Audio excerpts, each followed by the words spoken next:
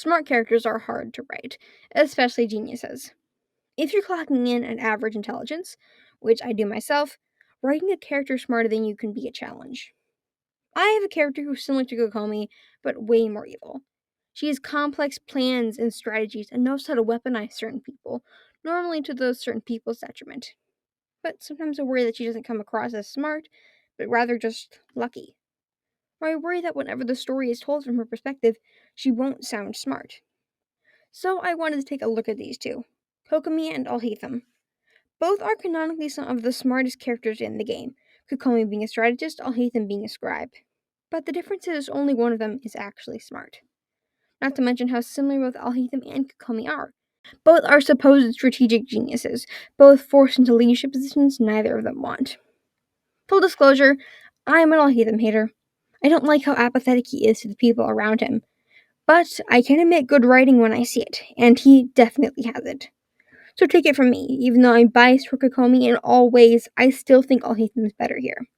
So I'm going to compare them like I did in some other videos. We'll mainly be focusing on their story quest as a method of study. After that, I'll directly contrast them. Before I get into it, remember to like and subscribe.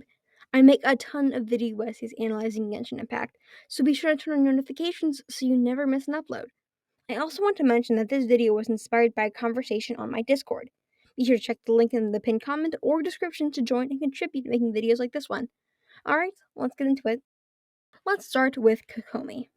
The quest begins with us going to meet her after she sends us an invite letter to Watatsumi. While on our way, we run into Goro, strategizing with the team, and we help them with taking out a Fatui group. Here we have our first problem. Goro is using the information from Kokomi, but he's the one doing the strategizing. And I can already hear you, but Edis, he's a general, he strategizes too. Which, yeah, I agree. The problem is how this is framed as Kokomi's genius. This kind of thing is a repeat problem with her, but I'll come back to it. Her quest is a pretty good start.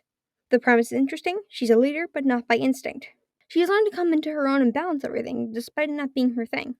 In truth, Kokomi wanted to be a war advisor, since she loves reading war strategy books.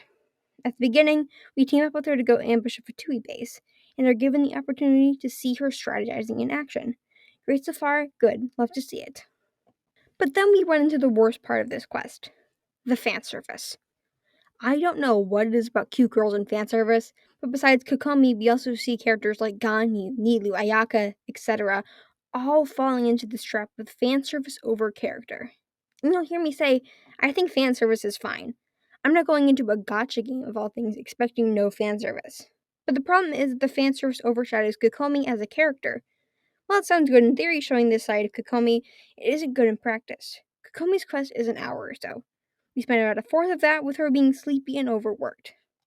What's even worse is that it's excessively stressed that Kokomi has shit to do. She doesn't have time for the traveler to read her to sleep, and in all other situations besides this, that's made very clear. But the second it's fan service time, the story throws out the world around us. So, what does this have to do with her genius trope? This all goes to say that the fan service undermines her intelligence. Kokomi is smart, and like I said, she has stuff to get done. She could have much better spent this time planning the peace talks with the traveler, or helping people around the island, helping her grow as a leader. The whole Sleepy Coco could have fit in pretty well at the end, if you ask me. It's the best feeling ever when you head home after a long, hard day of work or school or whatever, and can just collapse into bed and relax. Once all the work is finished, the fan service would add some depth to her, showing that even though she was tired, she still knows how to prioritize and get her stuff done. It would make us respect her even more and let us connect to her through relaxing. But the smaller yet still important part about Kokomi is the peace talks. In her big moment where she's framed as being intelligent, she just gets lucky. I mentioned this earlier with Coco, and it's a problem with a lot of Inuzuma's writing, telling, not showing. I feel like a broken record saying this over and over, but it's true. Kokomi is a master strategist, yet she still gets fooled by the Fatui in the art conquest. She may need the support, so I can't blame her for accepting it, but how is this master strategist so unprepared when they turned on her? For all she knew, it could have been the Tenryou Commission, giving them something to lean on only to pull out the rug from under their feet. Also, when have Kokomi's strategies ever paid off in a serious way? The only one I can maybe think of is the ambush from the Resistance backup on Nozuchi Beach.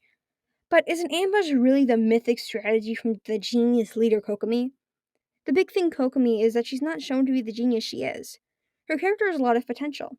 She's relatable in a way.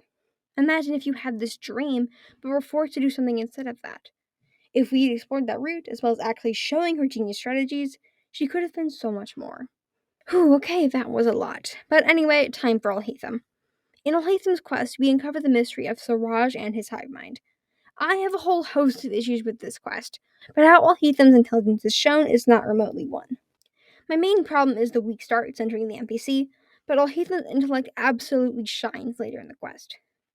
When we make it to the base where Siraj and the hive mind is located, it's revealed that the NPC we've been helping was just a ploy to bring us here.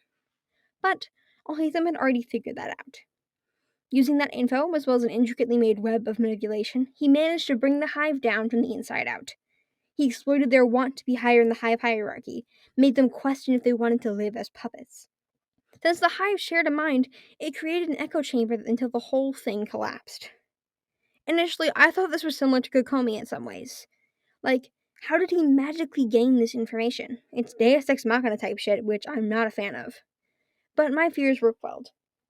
Sure, it was a little info dumpy, which is a problem with this quest in general, but we get an explanation.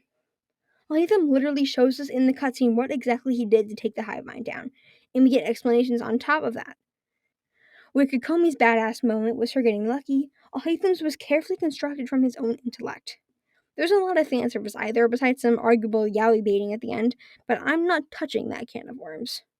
This section is way shorter than Kokomi's because his is just done better. Again, I'll say, I'm an Alhaitham hater. I think his quest did not remotely live up to its potential. But between that and Sumeru Act 5, his intelligence is so much more showcased than Kokomi's. So the comparison. What makes Alhaitham good and Kokomi bad? It essentially boils down to how they are portrayed. Both are similar characters and similarly unwilling leadership positions. Both have comments from Paimon about how complex their books are. But Kokomi barely shows how smart she is, while Alhaitham's plan makes up the majority of Sumeru Act 5. Kokomi also gets dumbed down at points to the overworked girl fan service trope, something we've already seen in characters like Jean and Ganyu, and Kuching to an extent, though not as bad. Alhaitham's plans are shown as they are, and it's made clear how smart he is. This is just a theory of mine, but I'm curious as if to why the reason they took Kokomi like this is genuinely to dumb her down. Since she's a character in a gacha game, she's some incel's waifu. Who might have written her like this with the incel crowd in mind, since they get very angry when women are portrayed as smarter than they are. Hopefully that's not the case, but if it is, this makes that so much worse. But in the end, Kokomi's problem is that she's constantly undermined by the narrative and made to look like the opposite of what she supposedly is, whereas Alhaitham repeatedly lives up to and raises his expectations throughout the story. So, what can we learn from this to better write our own genius characters? This is an older idea on the channel, but for new people, I like arranging what I learn from these videos into practical writing advice. Again, I'm no expert. After all, I started this channel with the express purpose of getting better at writing. This is just what I learned. Yet again, show, don't tell. It's important to demonstrate a character's intelligence through actions and decisions, rather than just having other characters or the narrative state that they are smart. Instead of telling the audience that the character is a master strategist, show them crafting and executing complex plans that consistently yield significant results. This is a big one for Kokomi. Avoid Deus Ex Machina. Intelligence should not be like a plot device that magically solves problems. If your genius character comes up with a solution, ensure that the groundwork for that solution has been laid out earlier in the story. Make their intelligence feel earned, not convenient. 3. Make sure the complexity can be understood. It's important for your genius character to engage in complex plans and strategies, but that doesn't mean that the audience can't follow along. This doesn't mean dumbing down the character, but rather providing enough context and explanation so the audience can appreciate their intellect. By not doing this, it can come across as the Deus Ex Machina I listed before. 4. Avoid undermining your character's intelligence by having them make foolish or out-of-character decisions for the sake of the plot. If a genius character makes a mistake, it should be the result of a well-established flaw, not because the plot requires them to fail. Make sure that when you add fan service, or anything really, that doesn't unintentionally undermine their intellect. Be cautious with fan service that can undermine a character's traits, particularly their intellect. If fan service is necessary, try to incorporate it in a way that adds depth or complexity to a character, rather than reducing them to a trope. 6. Let the genius character help drive the plot. Your genius character's intellect should actively shape the story.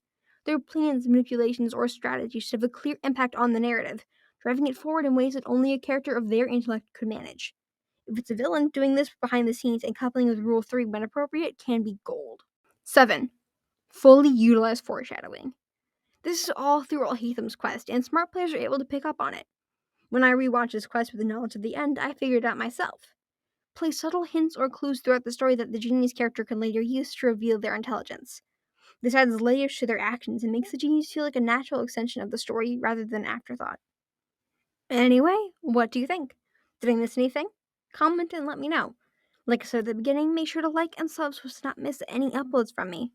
And if you want to discuss the story and inspired videos like this one, check out my Discord. Alright, that's enough for me. Have a good morning, afternoon, evening, or night, wherever you are, and hope to see you in the next one.